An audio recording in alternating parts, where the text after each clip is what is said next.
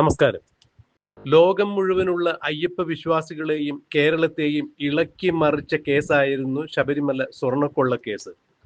ശബരിമല സ്വർണ്ണക്കൊള്ളയുമായി ബന്ധപ്പെട്ട് ബഹുമാനപ്പെട്ട ഹൈക്കോടതിയുടെ മേൽനോട്ടത്തിൽ രൂപീകരിച്ച SIT അന്വേഷണം ആദ്യ ഘട്ടത്തിലെല്ലാം നല്ല രീതിയിൽ പോകുന്നു എന്നുള്ളൊരു തോന്നൽ ഉളവാക്കിയെങ്കിലും പിന്നീട് മുഖ്യമന്ത്രി പിണറായി വിജയന്റെയും ആഭ്യന്തര വകുപ്പിന്റെയും എല്ലാം കടന്നുകയറ്റം SITക്ക് ഉണ്ടാവുകയും SIT പല ഘട്ടങ്ങളിലും അന്വേഷണം നേർരേഖയിലല്ല കൊണ്ടുപോകുന്നത് എന്ന് ബഹുമാനപ്പെട്ട ഹൈക്കോടതി പോലും വിമർശിക്കുകയുണ്ടായി.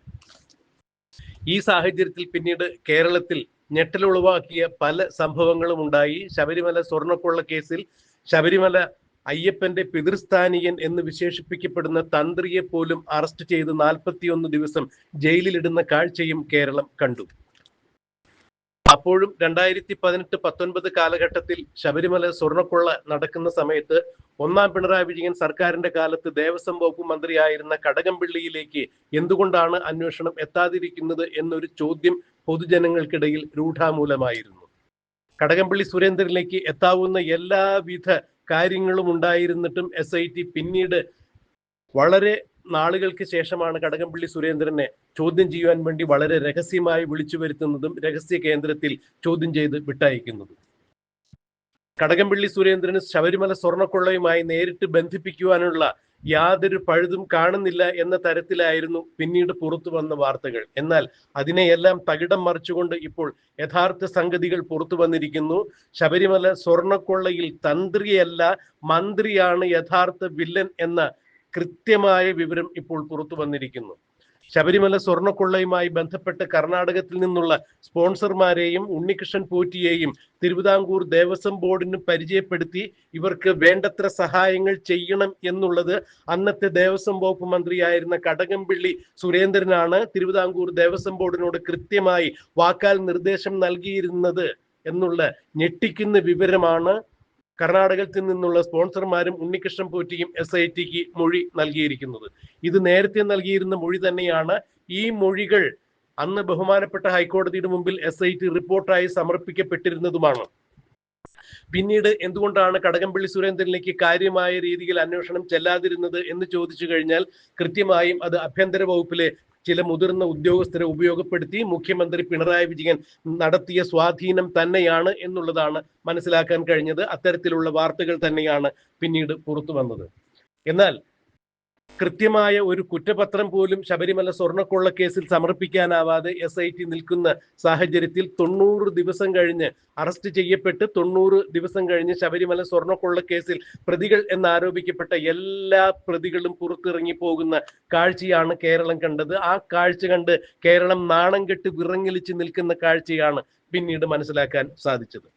അതായത് ശബരിമല സ്വർണ്ണക്കൊള്ള കേസുമായി ബന്ധപ്പെട്ട് അറസ്റ്റ് ചെയ്ത പ്രതികൾക്കെതിരെ ഭാഗികമായ ഒരു കുറ്റപത്രം പോലും സമർപ്പിക്കുവാൻ SITക്ക് സാധിച്ചില്ല എന്ന് പറയുമ്പോൾ ശബരിമല സ്വർണ്ണക്കൊള്ളയുമായി ബന്ധപ്പെട്ട് അറസ്റ്റ് ചെയ്ത CPMന്റെ MLA ഉൾപ്പെടെയുള്ള സമുന്നതരായ നേതാക്കൾക്ക് പുറത്തേക്ക് ഇറങ്ങി പോകുവാനുള്ള കൃത്യമായ മാർഗം ഒരുക്കുകയായിരുന്നു CPMന്റെ സമുന്നതരായ നേതൃത്വത്തിന്റെ നിർദ്ദേശപ്രകാരം SIT അത് തന്നെയാണ് ചെയ്തത് എന്നാണ് കേരളം പരക്കെ വിശ്വസിക്കുന്നത്.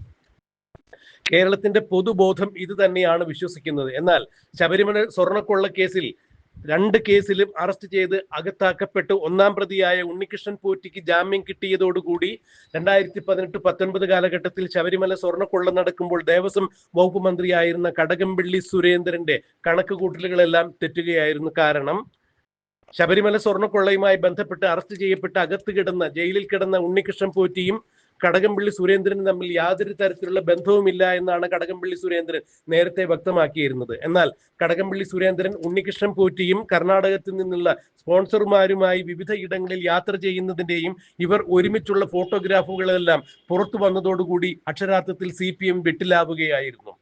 പിന്നീട് കടകംപള്ളി സുരേന്ദ്രൻ ഉണ്ണികൃഷ്ണൻ പോറ്റിയുടെ വീട്ടിൽ നടന്ന എല്ലാ വിശേഷാവസരങ്ങളിലും അതിഥിയായി എത്തിയിട്ടുണ്ട്.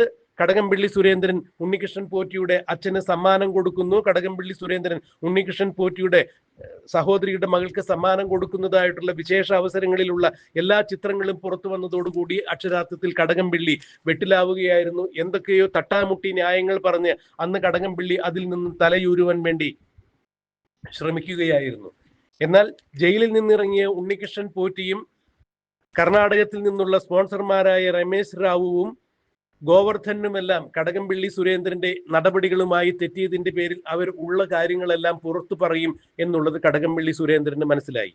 ഉണ്ണികൃഷ്ണൻ പോറ്റി ഇനിയും കടകംപള്ളി സുരേന്ദ്രനും ശബരിമല സ്വർണ്ണക്കൊള്ളയുമായി ബന്ധപ്പെട്ട സാമ്പത്തിക ഇടപാടുകൾ പുറത്തു വിളിച്ചു പറയുകയാണെങ്കിൽ അത് വലിയ ദോഷം ചെയ്യും എന്ന് മനസ്സിലാക്കിയ കടകംപള്ളി സുരേന്ദ്രൻ പ്രതിഭ എന്ന ഒരു സ്ത്രീയെ ഇറക്കി മുൻപ് ഉണ്ണികൃഷ്ണൻ പോറ്റിയുമായി നടന്ന ഒരു സ്ഥലമിടപാടുമായി ബന്ധപ്പെട്ട് ഉണ്ണികൃഷ്ണൻ പോറ്റിക്കെതിരെ സാമ്പത്തിക ക്രമക്കേടുകൾ ഉയർത്തിക്കൊണ്ട് തുമ്പ പോലീസ് സ്റ്റേഷനിൽ ഉണ്ണികൃഷ്ണൻ പോറ്റിക്കെതിരെ ഒരു കേസ് കൊടുപ്പിക്കുകയായിരുന്നു. അതിന്റെ പുറകിൽ പ്രവർത്തിച്ചത് കടകംപള്ളി സുരേന്ദ്രൻ തന്നെയാണ് എന്നുള്ളതാണ് ഇപ്പോൾ പുറത്തു വരുന്ന വിവരം.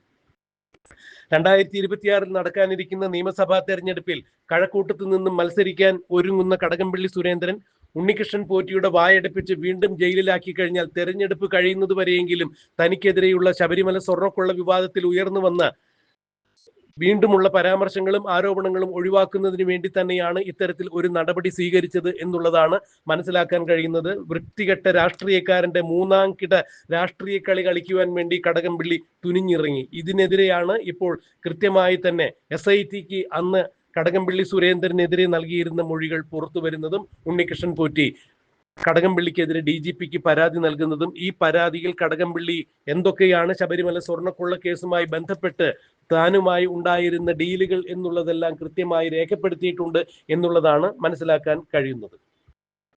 അതെന്ത് തന്നെയായാലും കടകംപള്ളി സുരേന്ദ്രന്റെ വീട് റെയ്ഡ് ചെയ്ത് SIT കടത്തിക്കൊണ്ടുപോയ പിന്നീട് EDയും റെയ്ഡ് ചെയ്യുകയുണ്ടായി. അതിൽ നിന്നും ഉണ്ണികൃഷ്ണൻ പോറ്റിയുടെ പേഴ്സണൽ കമ്പ്യൂട്ടറിലെ ഹാർഡ് ഡിസ്ക് അടക്കം കടത്തിക്കൊണ്ടുപോയപ്പോൾ ഉണ്ണികൃഷ്ണൻ പോറ്റി ആരൊക്കെയായി സാമ്പത്തിക ഇടപാടുകൾ നടത്തിയിട്ടുണ്ട്, ആർക്കൊക്കെയാണ് ഉണ്ണികൃഷ്ണൻ പോറ്റി പണം നൽകിയത് എന്നുള്ളതിന്റെ എല്ലാം വ്യക്തമായ രേഖകൾ അതിലുണ്ടായിരുന്നു. അതും കടകംപള്ളി സുരേന്ദ്രന് വിനയായി മാറിയിരിക്കുന്നു എന്നുള്ളത് തന്നെയാണ് ഇപ്പോൾ പുറത്തു വരുന്ന വിവരം. എന്തായാലും കടകംപള്ളി സുരേന്ദ്രനെതിരെ കർണാടകത്തിൽ നിന്നുള്ള സ്പോൺസർമാരായ രമേശ് റാവുവും ഗോവർദ്ധനും ഉണ്ണികൃഷ്ണൻ പോറ്റിയും തങ്ങൾ ഒരുമിച്ച് നടത്തിയ കൂട്ടുകച്ചവടത്തിന്റെ എല്ലാവിധ വിവരങ്ങളും പുറത്തുവിടാൻ ഒരുങ്ങുമ്പോൾ ശബരിമല സ്വർണ്ണക്കൊള്ള കേസിൽ തന്ത്രിയല്ല യഥാർത്ഥ വില്ലൻ, മന്ത്രി തന്നെയാണ് എന്നുള്ള വിവരം പുറത്തു വരുന്നു. എത്ര തന്നെ മൂടിവെക്കപ്പെട്ടാലും സത്യം ഒരു നാളിൽ പുറത്തു വരും എന്നുള്ള ആപ്തവാക്യം തന്നെയാണ് ഇതിലൂടെ മനസ്സിലാക്കാൻ കഴിയുന്നത്. ശബരിമല സ്വർണ്ണക്കൊള്ള കേസിന്റെ അന്വേഷണം നേർരേഖയിലാണ് പോകുന്നത് എന്നുള്ളതിന് കൃത്യമായി തീരുമാനിക്കാൻ പോലും അല്ലെങ്കിൽ നേർദിശയിലേക്ക് കൊണ്ടുപോകാൻ ബഹുമാനപ്പെട്ട കോടതിക്ക് പോലും ആയോ എന്നുള്ള ഒരു സംശയം ജനങ്ങൾക്കിടയിൽ നിൽക്കുമ്പോൾ തന്നെയാണ് ഇപ്പോൾ ഞെട്ടിക്കുന്ന വസ്തുതയുമായി ഗോവർദ്ധനും രമേശ് റാവുവും ഉണ്ണികൃഷ്ണൻ പോറ്റിയും എല്ലാം കടകംപള്ളി സുരേന്ദ്രനെതിരെ വന്നിരിക്കുന്നത് എന്നുള്ളതും എടുത്തു പറയേണ്ട വസ്തുത തന്നെയാണ്. അതായത് പോലീസും നിയമ സംവിധാനങ്ങളും എല്ലാം മിഴിച്ചു നിൽക്കുമ്പോൾ യഥാർത്ഥ കാരണം പുറത്തു കൊണ്ടുവരുവാൻ ദൈവത്തിന്റെ ഒരു അദൃശ്യകരങ്ങൾ പ്രവർത്തിക്കും എന്നുള്ളൊരു കാര്യം, ഒരു പഴമൊഴി നാട്ടിൽ ഉണ്ട്. ആ പഴമൊഴിക്ക് അടിസ്ഥാനപ്പെടുത്തി ചിന്തിച്ചു കഴിഞ്ഞാൽ ഇപ്പോൾ അത് തന്നെയാണ് സംഭവിക്കുന്നത്.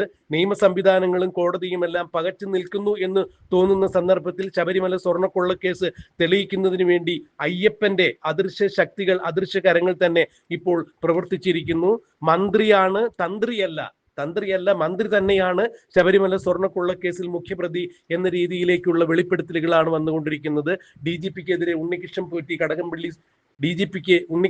കടകംപള്ളിക്കെതിരെ കേസ് കൊടുത്തിരിക്കുന്നു. എന്താണ് ഇനിയും ഇക്കാര്യത്തിൽ സംഭവിക്കുക എന്നുള്ളത് നമുക്ക് കണ്ടറിയാം, കാത്തിരിക്കാം.